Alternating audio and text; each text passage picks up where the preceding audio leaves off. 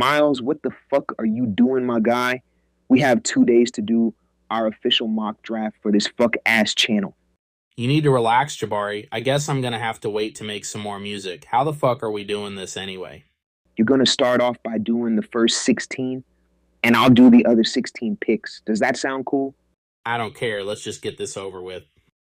All right, so obviously the first pick is going to be Mendoza to the Raiders. This has been the pick for probably at least 2 months. So let's move on to the Jets. At number 2, the Jets are going to be adding to the defense with drafting Arvell Reese. He's not super polished as a pass rusher, but he's a great athlete and can also do things at linebacker for you and be effective there. So that's my pick. With the Cardinals here at number 3, I feel like they could end up drafting Jeremiah Love, but ultimately believe it will be Francis Mauigoa. They need to build up this offensive line, and he'll be rock solid there at right tackle for hopefully the next 5 to 10 years.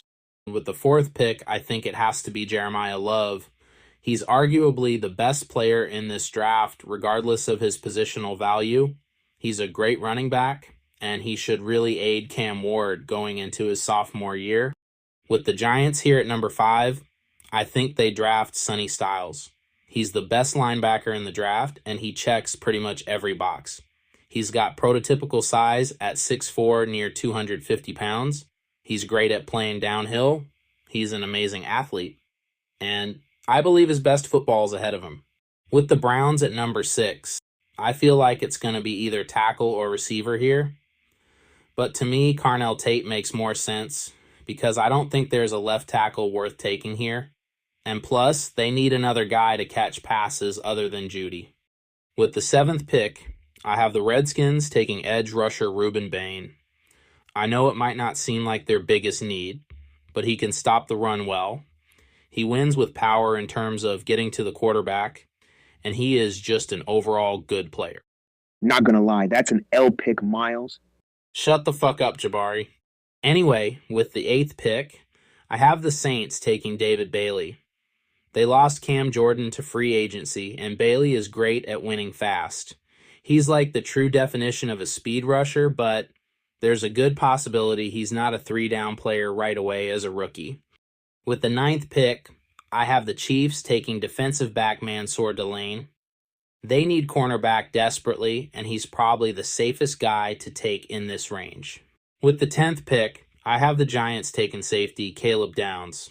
To me, this is just taking best player available regardless of positional value.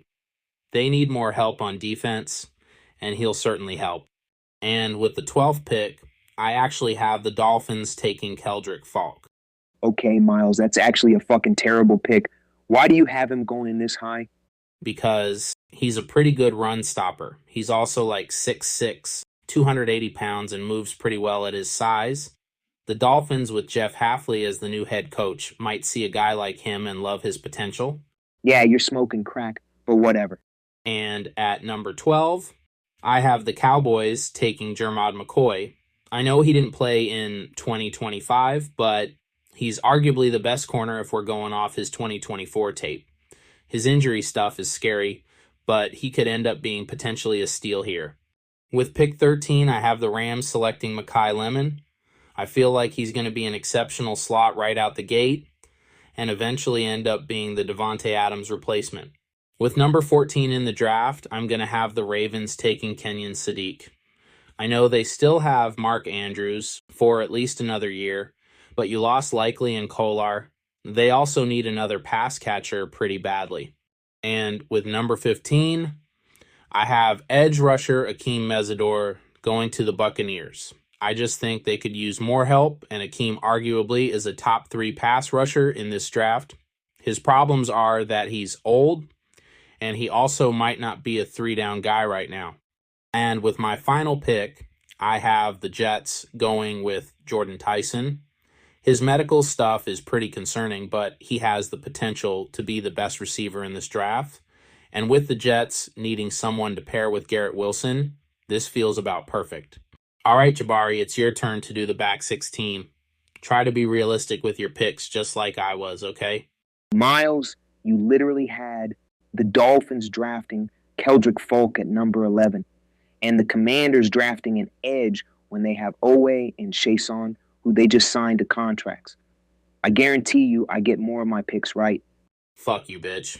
All right, so with number 17, I'm going to have Monroe Freeling be the hopeful starting left tackle for the Detroit Lions. They lost Decker, and Freeling has that prototypical size. He's a bit raw, but a perfect fit here. At pick 18, I have the Vikings taking Dylan Thieneman. They need another safety after releasing longtime Viking Harrison Smith. Even if he comes back for one more year, Dylan is a great player. With the Panthers here at 19, I have them taking Cassius Howell. He might not have ideal measurables, but he is a hell of a pass rusher. I know they signed Jalen Phillips, but having a rotation of pass rushers with most of them being on rookie contracts is a good move. Yeah, I don't know about that pick, Jabari. Shut the fuck up, Miles. At number 20, I have the Cowboys taking Caden McDonald. He is a massive human being and should at minimum be a great run defender. He's a pretty decent athlete for his size and raises the floor for a defense that was awful last year. At pick 21, I have the Steelers taking Omar Cooper. I know you traded for Michael Pittman. You have DK and Roman Wilson, but Omar is your eventual receiver too, maybe even as soon as this year. With number 22, I have the Chargers drafting Olavega Owani.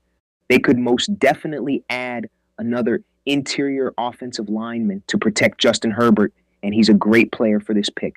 At pick 23, I have the Eagles selecting Blake Miller. Lane Johnson has max 2 years left in the league, and Blake has potential to be your future starting right tackle. It's a good move for the future. With pick 24, I have the Browns taking Caden Proctor. He is fucking huge and your potential starter at either left tackle or guard in the future. This feels like about his range. With pick 25, I have the Bears taking Emmanuel McNeil-Warren. He is an absolute playmaker at safety, and they need help there after losing Byard and Brisker to free agency. At number 26, the Bills will be taking KC Concepcione. He's not a natural catcher of the ball, but he has high upside as a football player. They need a number one receiver, and KC could potentially become that. At number 27, I have the 49ers taking Spencer Fano. I'm not sure if the Trent Williams situation has been resolved yet, but Fano could offer you 5 position flexibility across the offensive line, and that's valuable. At pick 28, I have Houston taking Peter Woods. I think he has a high ceiling with his great athleticism, and he has some pass rush chops, even if he's a bit limited. He might get moved in the run game some, but he has a lot of potential.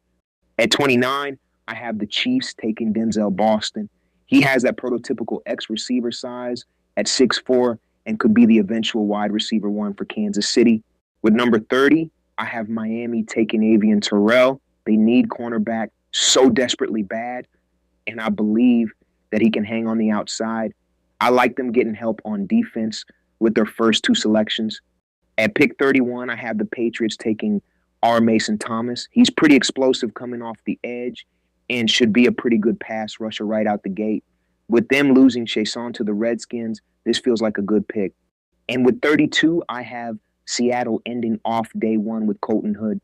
You need an outside corner after losing Tariq Woolen to free agency, and this feels like a great pick to help retool your secondary. Anyway, that's our quote-unquote official mock draft. The editor of this channel hasn't ever done one before, so he thought it would be a fun twist to have us included in it. This mock fucking sucked. Especially from 17 through 32. Like, what the fuck were you thinking? You'd be lucky to get 5 of your picks right. Shut the fuck up, Miles. You don't know ball. I guarantee that I'm going to have more of my picks right than you. You basically got handed 2 or 3 easy ones at the very least. But it doesn't even matter because I'm that fucking guy. Okay, how about this? If you end up having more picks right than me, we'll do whatever you want for next episode. But if I have more right, then I get to choose what we do for next episode. I was originally going to follow up with doing GTA Part 4, but since you're trying to prove that you're a ball knower, this is what we're doing instead. How does that sound? That sounds good to me. I'm not really worried because I know that I'm going to come out on top.